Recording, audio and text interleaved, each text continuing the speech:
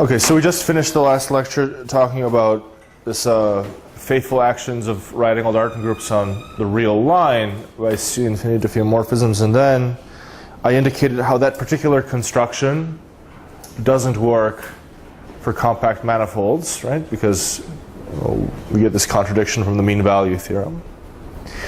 So what one can consider are, really you want to know things about all actions. This is a very specific action that we build.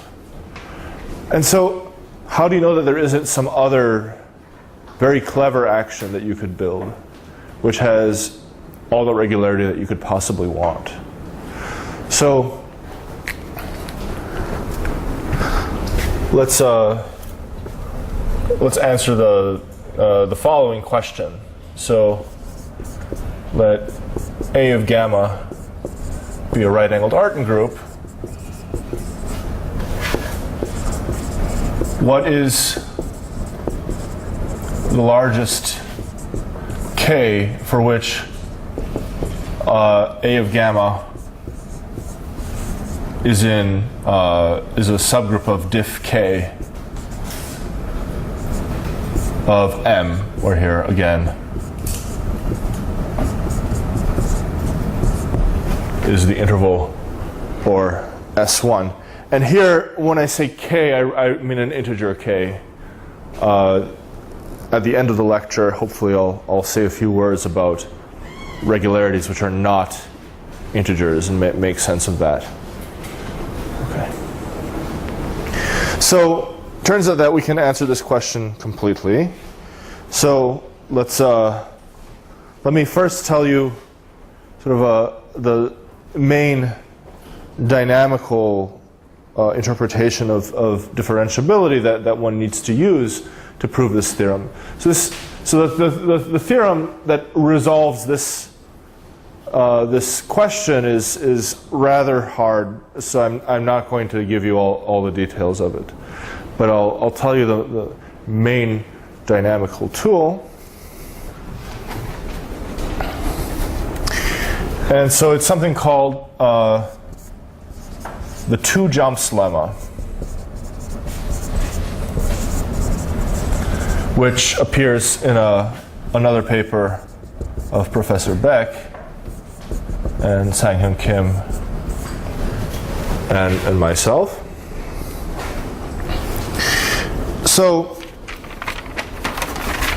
we're going to look at our we have F and G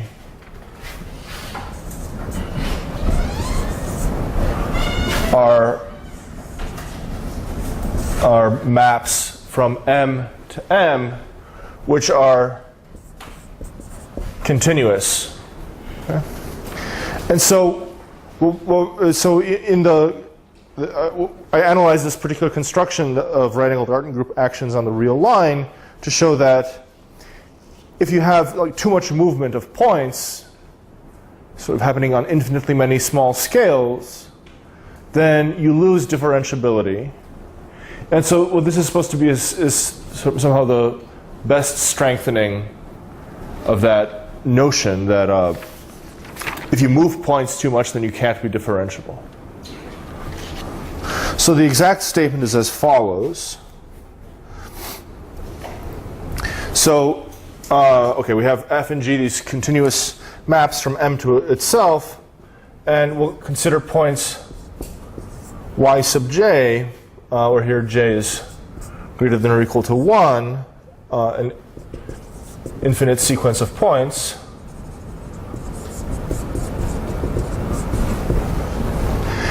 And I'll write I sub j to be the closed interval f of y of j, g y j, and I'll assume that I sub j in length tends to 0. And then you have to put some further hypotheses. So then in the end, you want to put sort of the right hypotheses on y sub j, f of yj, and g of yj, to then conclude that one of f or g cannot be C1. So the picture that I want you to have in mind is that ij looks like this. So there's this point yj in the middle, and you have f sub yj here, and g of y sub j here. And these two halves of I sub j, I've drawn them as halves, but they needn't be so symmetric. This will be a sub j, and this will be b sub j.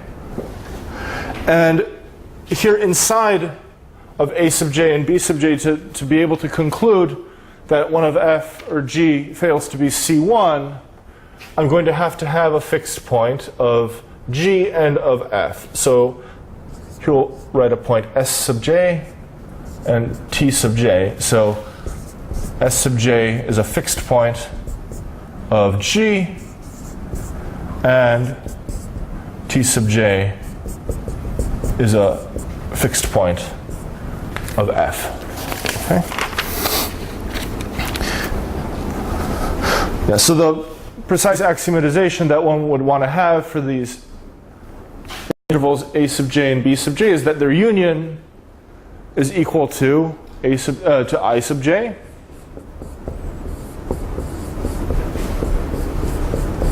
and their intersection is exactly this one point.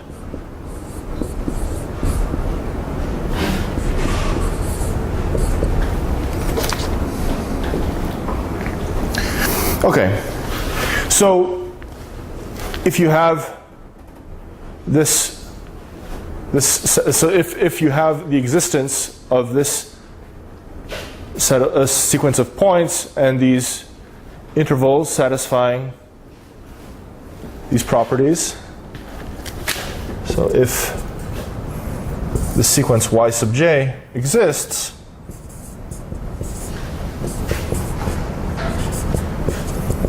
with all the above properties,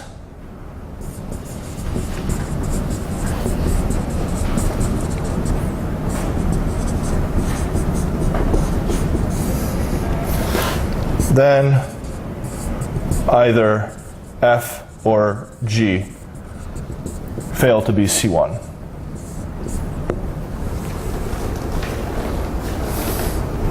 Are you assuming that fyj is always less than gy?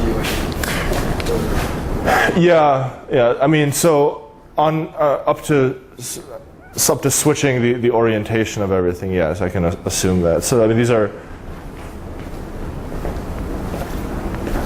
The way you should think of these is these are I sub j's are disjoint subintervals of M, and now f and g are moving this point y sub j. So okay, maybe so here the way I've drawn it is that f moves y sub j to the left and g moves it to the right. Okay, so if we're the other way around, then I would just take the mirror reflection of this picture. So this is complicated setup, but it's the proof of this is not particularly difficult. So it's just a fairly straightforward application of the mean value theorem. So suppose f and g are in fact C1. Okay, then I can talk about their derivatives. And so as I've drawn here, I'm assuming that f of yj is always less than or equal to sj, which is strictly less than yj, strictly less than tj, and this is less than or equal to g of yj. Okay, so that's the assumption that I drew here, but of course I could have flip this whole picture around. Okay. So here's a claim that I'll leave as an exercise. So after passing to a subsequence,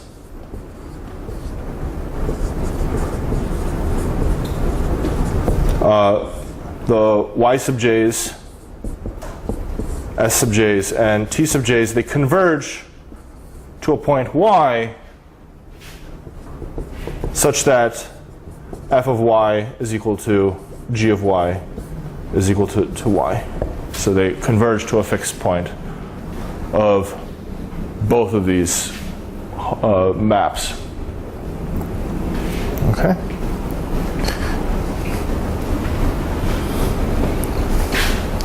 So let's use the mean value theorem now.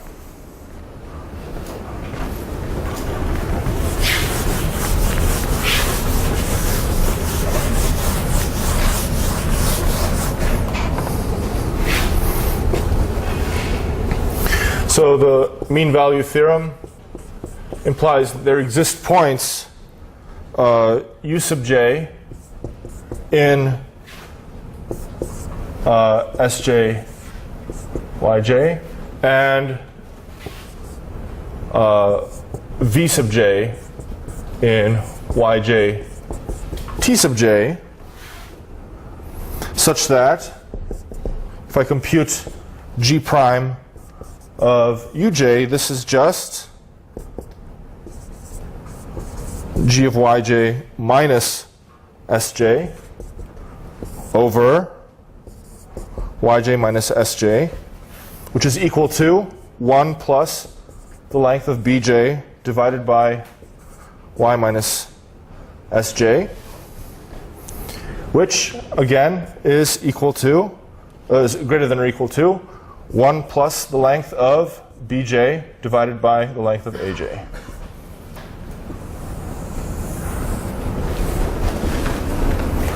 And similarly, I have an analogous estimate for the derivative of f prime at v sub j, which is just tj minus f of yj divided by tj minus yj. Okay, so this is again 1 plus the length of aj divided by tj minus yj, which is at least 1 plus the length of aj divided by the length of bj. So that's just unpacking this picture and what it means and applying the mean value theorem. So what can I conclude now? Well, uj is wedged between Sj and Yj. Vj is wedged between Yj and Tj. And they all converge to fixed points of f and g. And so that means that as j gets very large, the derivatives of f and g should converge to 1 on these entire intervals, so Sj, Yj, and Yj, Tj, and therefore at Uj and Vj. But let's multiply these two derivatives together.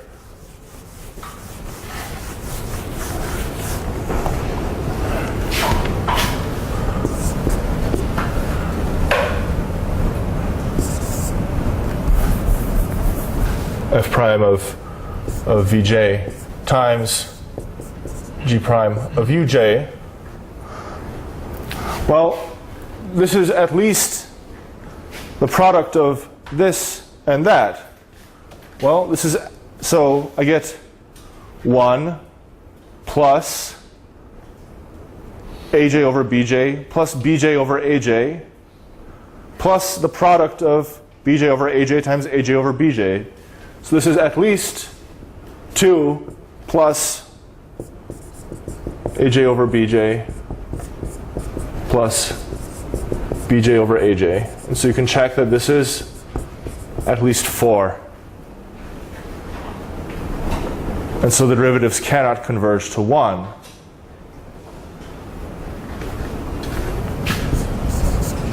That completes the proof of that lemma. So okay, so this is a sort of very complicated lemma with lots of hypotheses that may seem difficult to apply in general. So let me sort of give you the typical picture to which one applies it.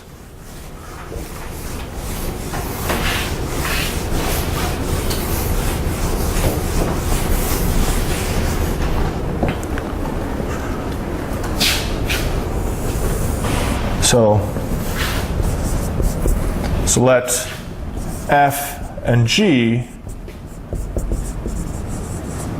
be homeomorphisms of F. And suppose the support of F contains a union of intervals, say I, J, F, and the support of G contains a union of intervals I, J, G, where here J is greater than or equal to 1, such that you have this picture. So here's I, J, F. So this is a component of the support of F. So F is fixes both of these points here. And here's IJ, G. So similarly, this is a component of the support of G, and G fixes both of these points. And suppose that you have a point here, xj, so that if you apply F to it, it lands over here. So xj is to the left of this fixed point of G. And then you apply G to this point. Here's GF of xj. And you suppose that lands to the right of this fixed point of F. So if this picture happens for all j, then F or G are not in diff 1 of M. So as an exercise, deduce this from 2 jumps.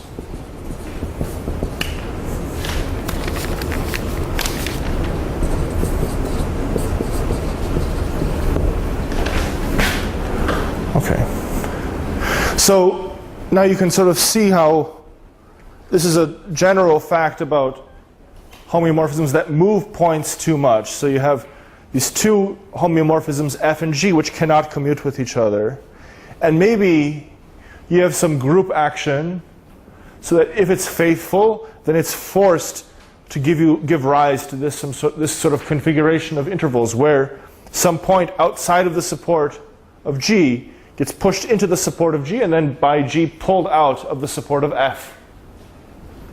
If that happens on infinitely many scales, so let's say for a sequence of intervals whose lengths converge to 0, then one of the 2 homeomorphisms that you were considering cannot be C1. So that's the point of this lemma. Still, there's quite a bit of work that's needed to be done before you can apply it to particular group actions.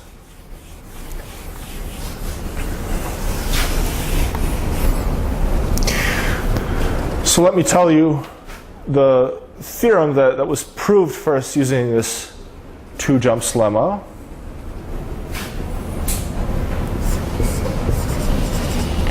Which appeared in the same paper as the original statement of the 2-jumps lemma. So we proved that if you let gamma be this graph,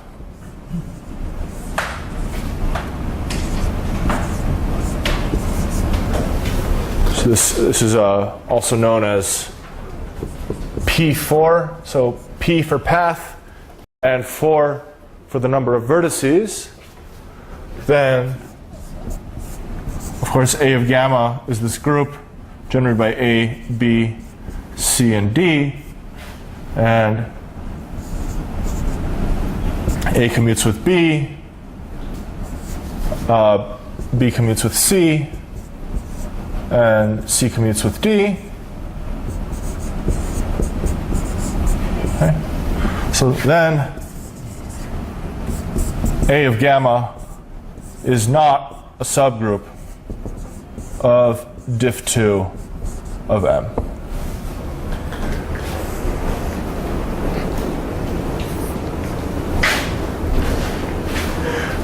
And so how might you imagine that this two-jumps lemma might be applied to prove such a thing? Well, let's say you have a C2 action of the right-angled arcing group, which is faithful.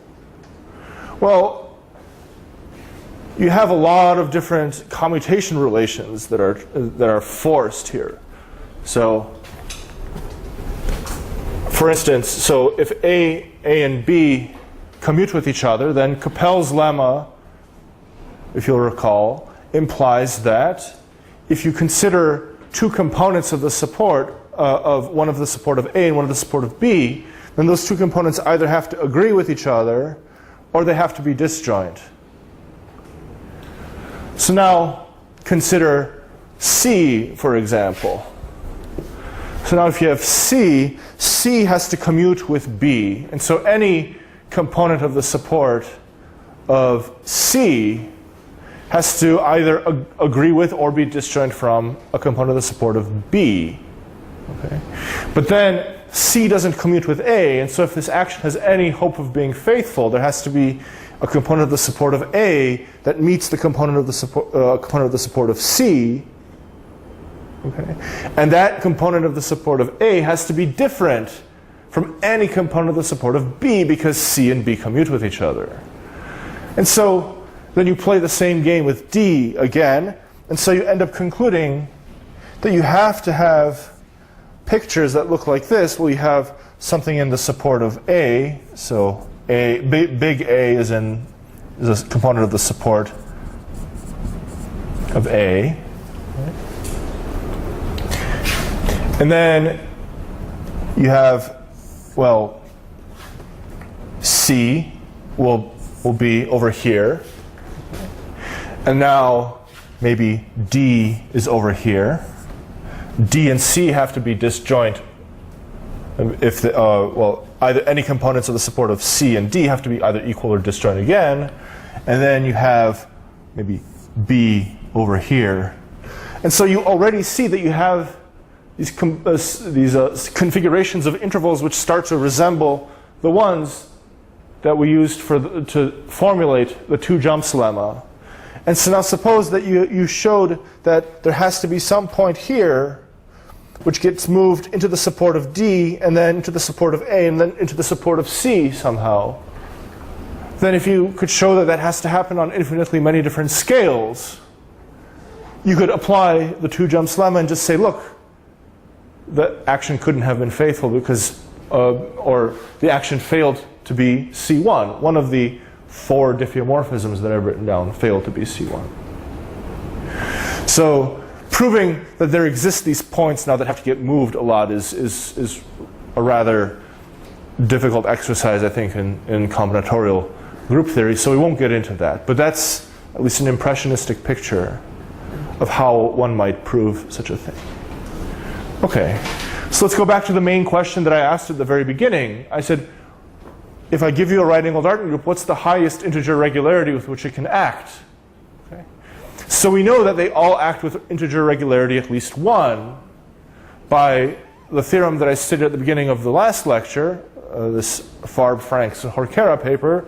Right? So it says that every residually torsion-free nilpotent group, which is finitely generated, acts faithfully by C1 diffeomorphisms on the interval around the circle. Okay, so that includes all right-angled Artin groups. And now we have this obstruction to acting by C2 diffeomorphisms, namely containing this right-angled Artin group, A of P4.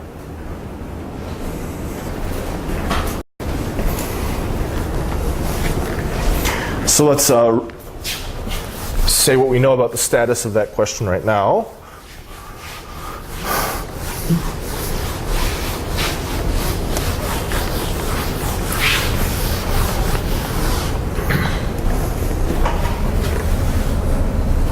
So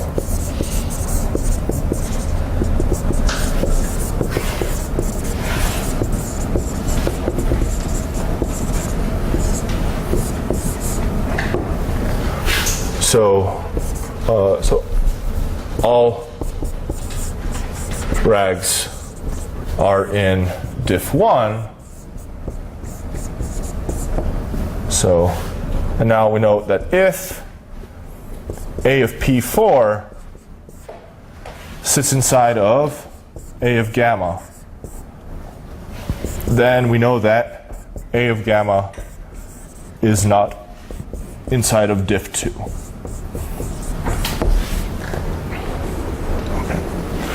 So, what does it mean for A of P4 to sit inside of A of gamma? So you may think it obvious, but it does actually require a proof to say that, let's say you have a graph, gamma, and you have a subgraph lambda, which is to say you take some subset of the vertices of gamma and you include all the edges between vertices of lambda which were present in gamma. So it turns out that in that case you do have A of lambda as a subgroup of A of gamma. So let me write that down precisely.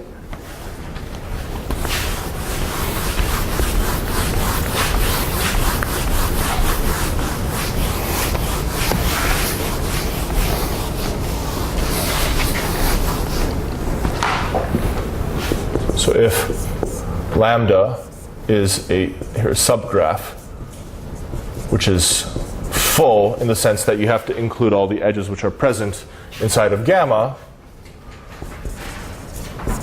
then A of lambda is a subgroup of A of gamma.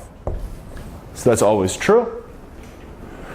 But it's by no means obvious that if you have a right-angled Artin subgroup of A of gamma, that it should arise from one of the subgraphs of gamma. And it's not true. There's a fairly complicated theory about the right-angled Artin subgroups of a given right-angled Artin group. I won't get into that. That's a subject for another series of lectures. But what about certain special graphs? So here's a theorem which answers the question, when is A of lambda a subgroup of A of gamma when lambda is equal to P4?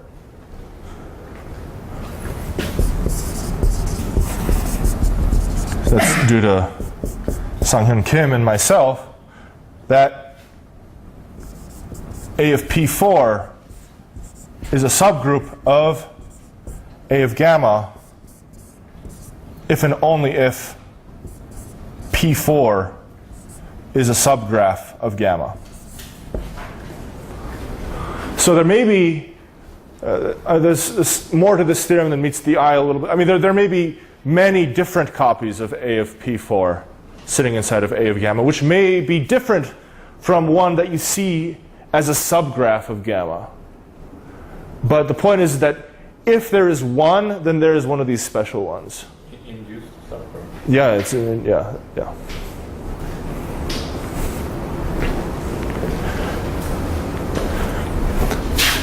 So you can strengthen this to say, so if P4 is a subgraph of gamma, then A of gamma is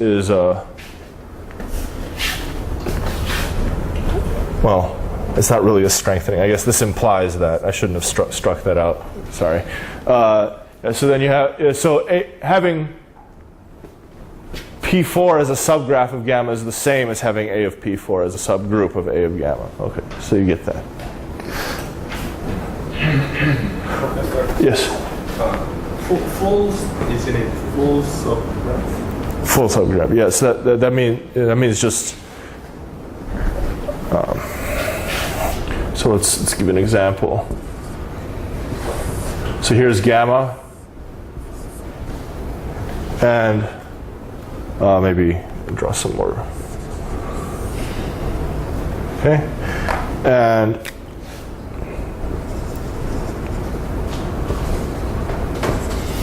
so this is not a full subgraph. The red is not a full subgraph because there's an edge here between these two vertices in gamma. So you need to include that edge to make it full. Okay. Okay, so which graphs contain P4? I mean, that's something that we can answer. This is something that graph theorists have been thinking about for a long time, or have known for a long time, maybe not thinking about.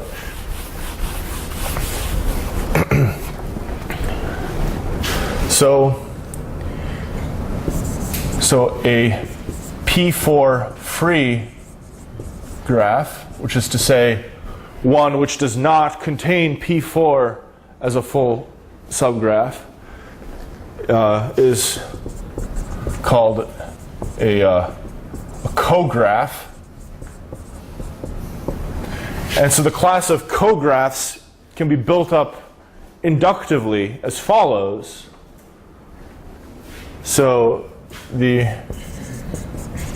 class of cographs contains a singleton vertex, is closed under finite disjoint unions,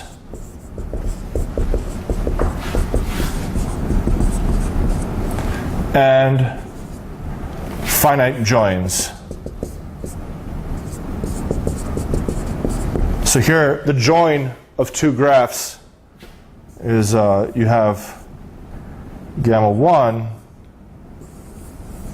and gamma 2, and for each vertex V of gamma 1 and each vertex W of gamma 2, you put an edge between them. So every vertex of gamma 1 is joined to every vertex of gamma 2. So that's gamma 1 star, gamma 2. That's how it's written. Okay. So this is precisely the class of cographs. Okay. So in right-angled Artin group theory, it's very easy to now describe the class of right-angled Artin groups which have underlying defining graph, a cograph.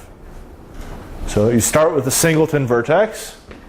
So which right-angled Artin group is that? Well, it has one generator and there are no edges because there are so therefore no relations. So the singleton vertex just corresponds to Z.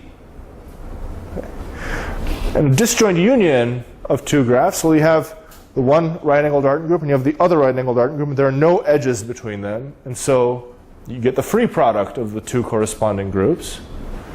And for finite joins, well, you have this right-angled Artin group and you have this right-angled Artin group, and every vertex here commutes with every vertex here, and you just get the direct product of the two. And so the class of right-angled Artin groups on cographs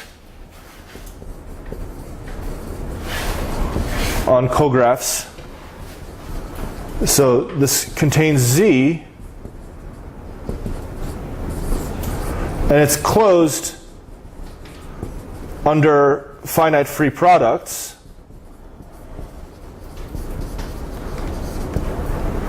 and it's closed under finite direct products.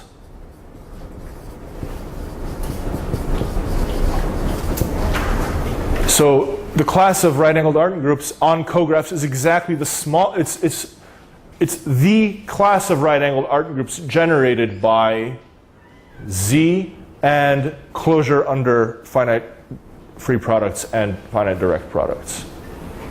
Okay. So how am I doing with time? Okay, great. So in the interest of covering more material, I'll just tell you what the conclusion here now is for which of these right-angled Artin groups on cographs act with any sort of reasonable level of regularity.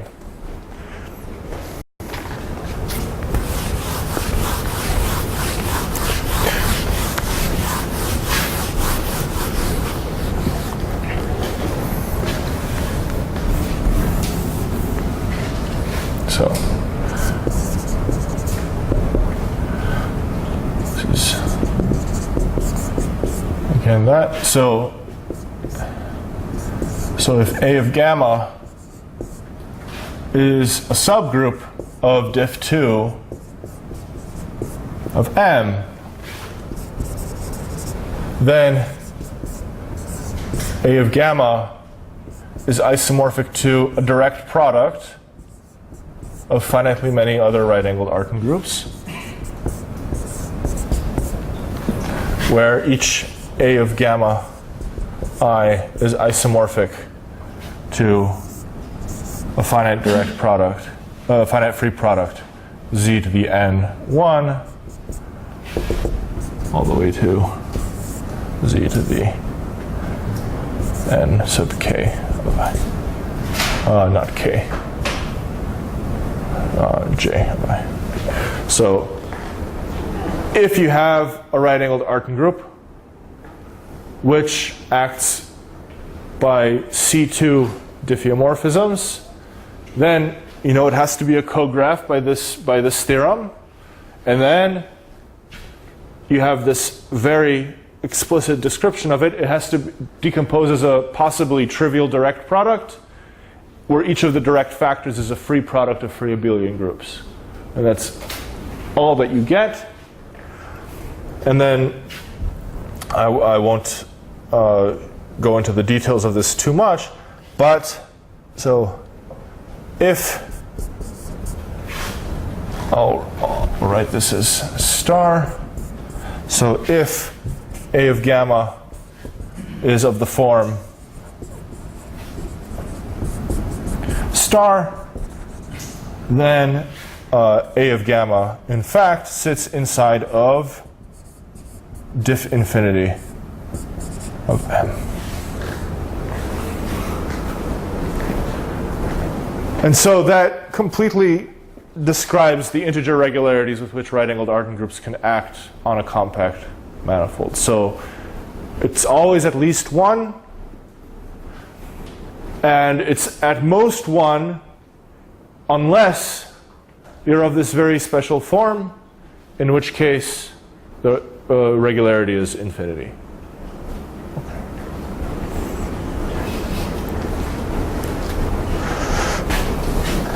So I introduced these mapping class groups, and I talked about the relationship between right-angled Artin groups and mapping class groups for a reason, because we want to talk about smoothability of mapping class group actions on compact 1 manifolds. So recall from lecture 2, we have Nielsen, and then worked out, I guess, in more detail by Handel Thurston. They have an action of mod G1 on the circle. Okay? And so you might wonder now, okay, you have this homeomorphism action. How smooth is it?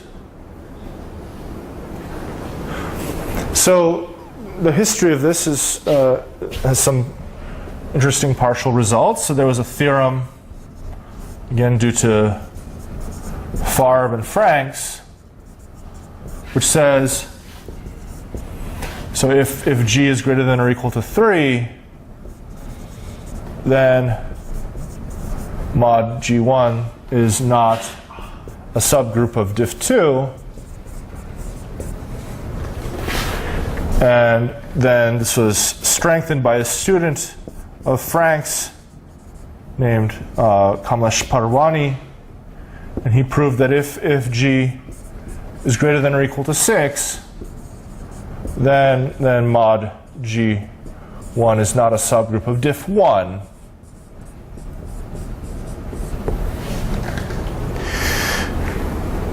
So there may be sort of a satisfying answer to this question, but it's somehow not quite right, because these theorems, they privilege connected manifolds. So if you consider just a compact one manifold, then that's a finite disjoint union of circles and intervals. And now, suppose that I actually were able to prove that some finite index subgroup of a mapping class group acts faithfully by C2 diffeomorphisms, say, on the circle. Well, then I get a faithful action by C2 diffeomorphisms on a finite disjoint union of circles by essentially looking at, well, the subgroup acts on the circle, and then the circles are permuted amongst each other as according to the permutation representation of the coset action of the whole mapping class group on this subgroup. This is essentially the same thing as an induced representation that you get in representation theory of groups. Okay? And so the right question to consider is not does the whole mapping class group act, but rather does a finite index subgroup act with this level of regularity. And neither of Farb-Franks' proofs nor Parwani's proof work. This is also, I should say, independently obtained by Gis. I forgot to say that, sorry. So none of these proofs work for finite index subgroups.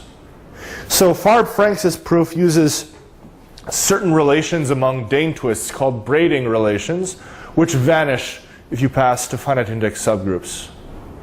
Really, the only relations that persist among Dane twists when you look at all finite index subgroups that are completely robust under passing to finite index subgroups are commutation.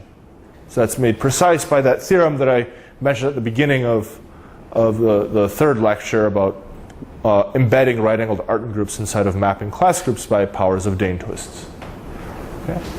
And Parwani's proof relies on knowing what the abelianization of the right-angled Artin group is, and a theorem which I decided not to mention because of time constraints called Thurston stability, which gives a certain obstruction for groups to act by C1 diffeomorphisms.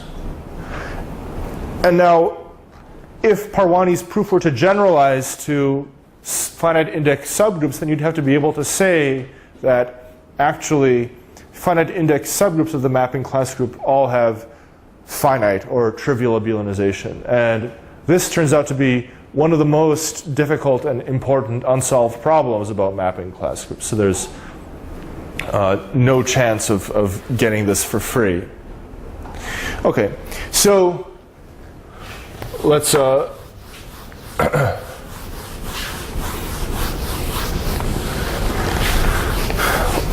answer. Let's give a more complete answer, at least for the C2 case. So remember, the surface was given by some sort of complexity. This is a surface of genus G, N punctures, and B boundary components. So if you write the complexity of the surface of surface C of S as 3G minus 3 plus N plus B, okay. So the theorem or really it's a corollary.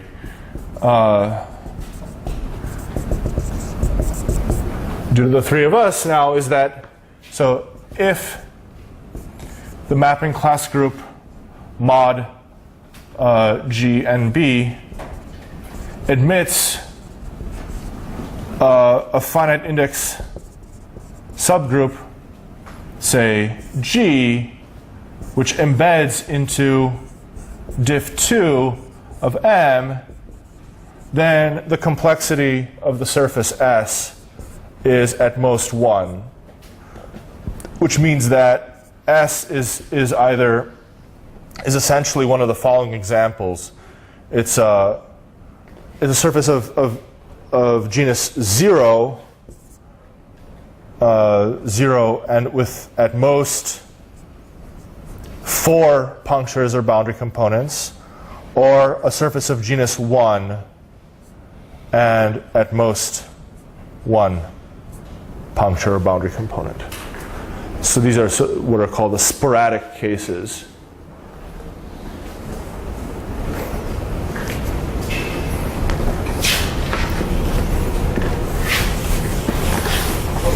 Yes. In such cases, there exists those finite index subgroup which embedded to different. Yes. In all these cases, the mapping class groups are, after passing to a finite index subgroup, free or free cross an abelian group.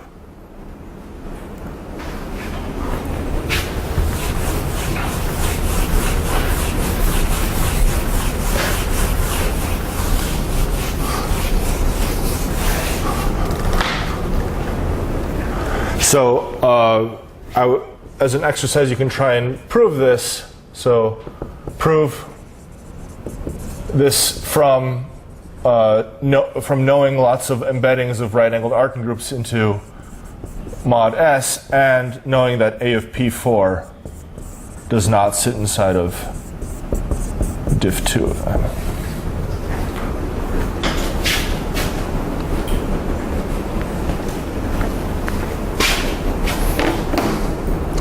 Okay, great. So in the remaining time, I'd like to give a panorama of some other developments in this theory and the questions of different regularities with which groups can act. Okay. So everything that I've said so far, you may have noticed that all the regularities that occur are 0, 1, 2, and infinity. Okay. So we've seen groups which can act by maybe I haven't actually written down any ones explicitly, but there are groups which act by C0 diffeomorphisms but not C1 diffeomorphisms, and C1 but not C2, and presumably C2 but not at C infinity, although I haven't really said that. And so you may wonder, okay, is there anything interesting happening for the regularities between 2 and infinity? Is there a group which acts, say, by C100 diffeomorphisms but not C101 diffeomorphisms? And what does that even mean? I mean, it's differentiability is a weird thing. I mean, if you do physics, right, so you have some particle moving in space, and its position is some function, okay? And you can differentiate that function, and that gives you the velocity. You can differentiate the velocity, that gives you the acceleration. And you can take the third derivative of the position, and that's something that engineers call jerk, but it's already sort of difficult to imagine what that really means. I mean, acceleration is something that we can experience. We feel it, forces, and driving in a car or flying on an airplane. But the fourth derivative, I don't know what that means anymore. And if you get to the 100th derivative, I have zero intuition for what that means. But let's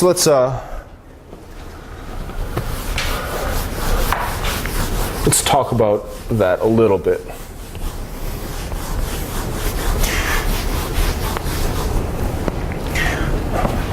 So now if alpha now is anything between 1 and infinity, So there's a reason that I'm saying 1 and not 0, but I don't want to belabor that point too much. So this is now just some real number between 1 and infinity. Then I can talk about the group of diff alpha of M. These are the C alpha diffeomorphisms of M. So what does this mean? So here alpha is equal to k plus epsilon, where k is just the floor function of alpha. So it's an integer plus some number strictly between 0 and 1, or strictly less than 1. And so what this means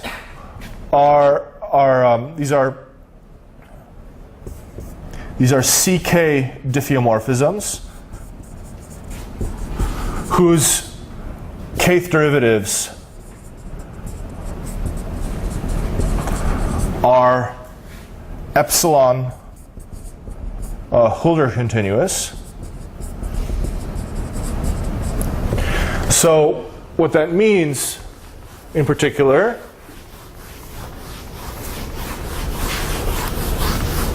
is that you take f, the kth derivative of some diffeomorphism, and you evaluate it at x, and you evaluate it at y, and then you almost differentiate it. You compare it to the difference between x and y to the epsilonth power, and you take the supremum over x different from y, and this should be less than infinity. That's what it means for the kth derivatives to be epsilon Hölder continuous. You may have encountered Lipschitz functions before. I mentioned them in an earlier lecture.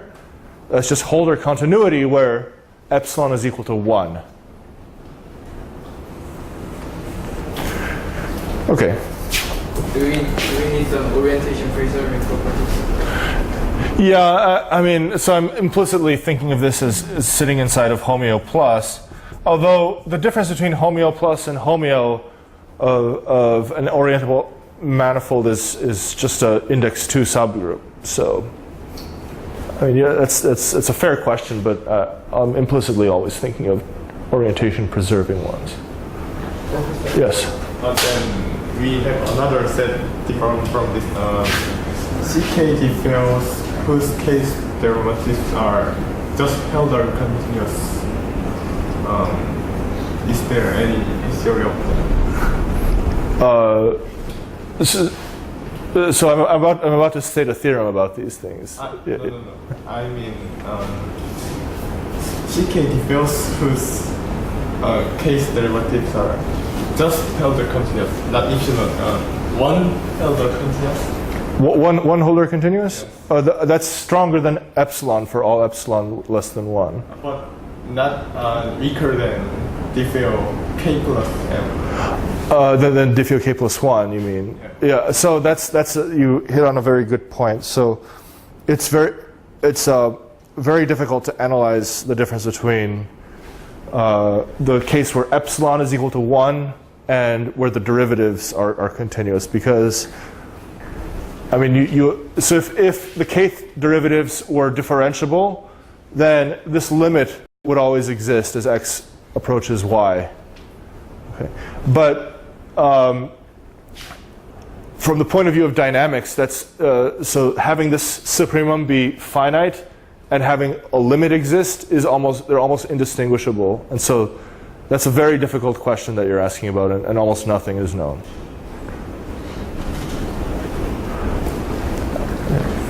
Except for in the case, I guess, where you don't assume any differentiability. So it turns out that you can make any group of homeomorphisms that's countable, at least, act by Lipschitz homeomorphisms. So that's 0 times differentiable where the 0th derivatives are 1 Hölder continuous.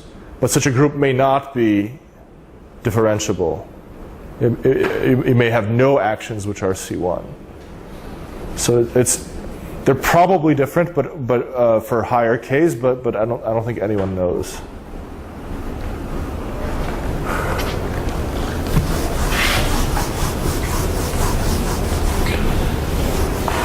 Okay, so now with this definition, you have the following natural concept of the critical regularity. Critical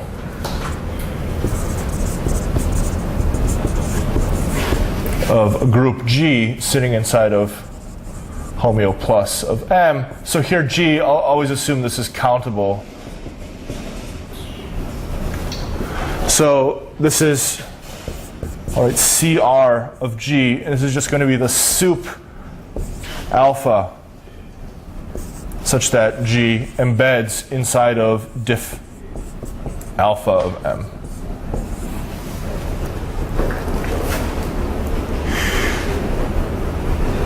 Okay, and so this question that you just asked about the difference between Lipschitz and differentiable. So there's some reasonable sense in which every group of homeomorphisms acts by Lipschitz homeomorphisms, and so it's reasonable to say that this critical regularity is always at least 1.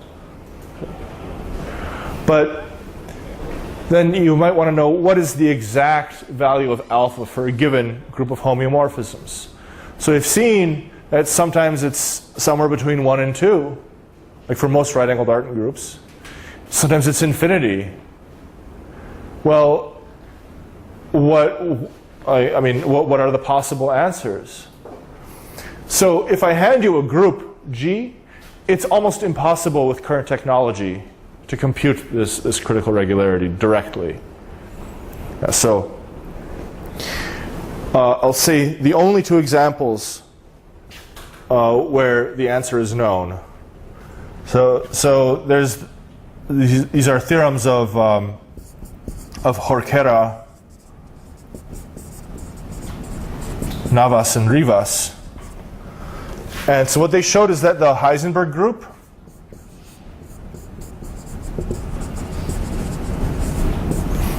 so remember that this was H, X, Y, Z, where Z is equal to the commutator of X and Y, and this is central. This is the simplest non-abelian torsion-free nilpotent group. They prove that the critical regularity of the Heisenberg group is exactly equal to 2. And so what does this mean? How does this not violate the Plant-Thurston theorem? So remember, we proved this Plant-Thurston theorem, which says that non-abelian torsion-free nilpotent groups cannot act by C2 diffeomorphisms.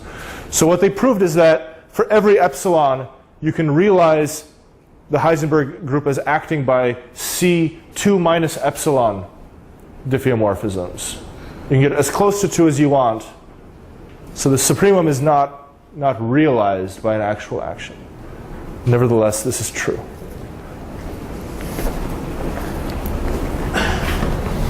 And then you can also look at the critical regularity of N4, which is another nilpotent group.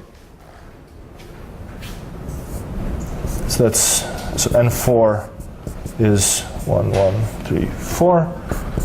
Anything up here, and zeros. So it's a 4 by 4 unipotent matrices over Z. And this is exactly equal to 1.5. And nobody knows if 1.5 is realized or not. So what they were able to prove is that you can't do 1.5 plus epsilon, but you can always do 1.5 minus epsilon. Nobody knows about 1.5. And so, as you've seen now, that the critical regularity may or may not be achieved.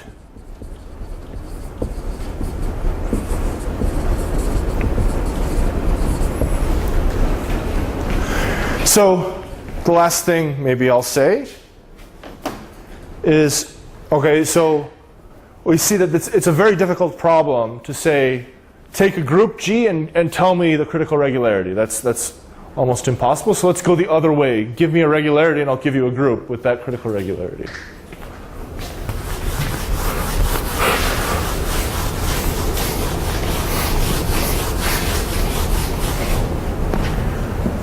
So I'll write G alpha, so this fancy G alpha as the countable subgroups of diff alpha of M up to isomorphism. So these are just abstract isomorphism types of countable subgroups of diff alpha. And so you obviously have these inclusions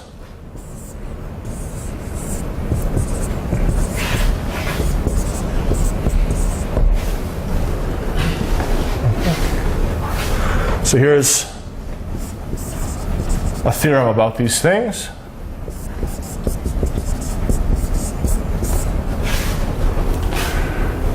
And it says that if you look at G alpha and you throw away all the groups which occur on lists for betas which are higher than alpha, this contains a finitely generated group and a non-finitely generated simple group.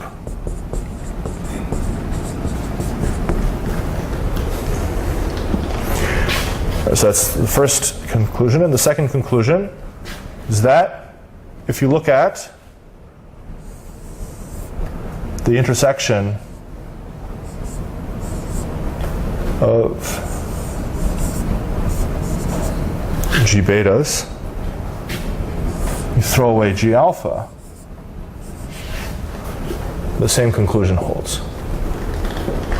So that means that for every non-integer regularity between 1 and infinity, there exist finitely generated groups and also simple groups which have critical regularity alpha, and that regularity is realized.